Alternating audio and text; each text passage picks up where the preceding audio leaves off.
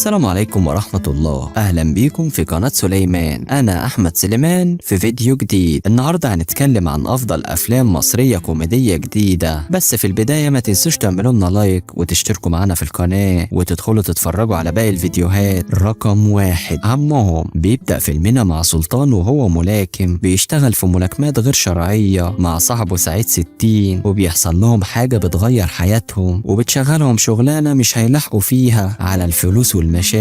الفيلم جميل جدا خصوصا وانه فيه ممثلين كتير. رقم 2، واحد تاني. بيبدأ فيلمنا مع مصطفى، اخصائي اجتماعي في السجون، وبيكون اتغير جدا عن وقت ما كان في الجامعة، فبيقابل جاسر اخو صديقته وبيوديه مكان يرجعه تاني شباب، وده بيخليه يتغير 180 درجة وبيرجع تاني زي ما كان في وقت الجامعة. بس بتحصل مشكلة صغيرة هتعرفوها في الفيلم. الفيلم جميل جدا وانصحكم تتفرجوا عليه. رقم 3، زومبي على جنبي. بيبدأ فيلمنا مع حمادة بطة مؤدي المهرجانات، والحاوي الكاتب الكبير، والمشكلاتي مرجان مع حبيبة حمادة تمارا. بيجي لهم شغل في صعيد مصر في الوقت اللي بيجرب فيه دكتور مصل بيحول الناس لزومبي. أول ما بيوصلوا للصعيد بتتغير الدنيا معاهم وبيضطروا يهربوا ويحاولوا ينقذوا نفسهم في إطار الكوميديا والضحك. رقم 4، حامل اللقب. بيبدأ فيلمنا مع يحيى لاعب كرة القدم العالمي ومراته مسك دكتورة أمراض النساء، وبيحاولوا يخلفوا بكل الطرق لكن ما بيحصلش نصيب لحد ما بيتنمر يحيى على واحدة مرة في المؤتمر، وبيحصل له بعدها حاجة مش طبيعية وبتتشقلب حياتهم سوا وبتتغير 180 درجة. رقم 5، تماسيح النيل. بيبدأ فيلمنا في مركب في النيل مع رأفت الفرجاني وسيد مع هشام اللول وأمير أبو الفتوح، وبتحصل حالات سرقة للركاب، ففي إطار الكوميديا بيحاولوا يكشفوا عن السارق. والفيلم جميل جدا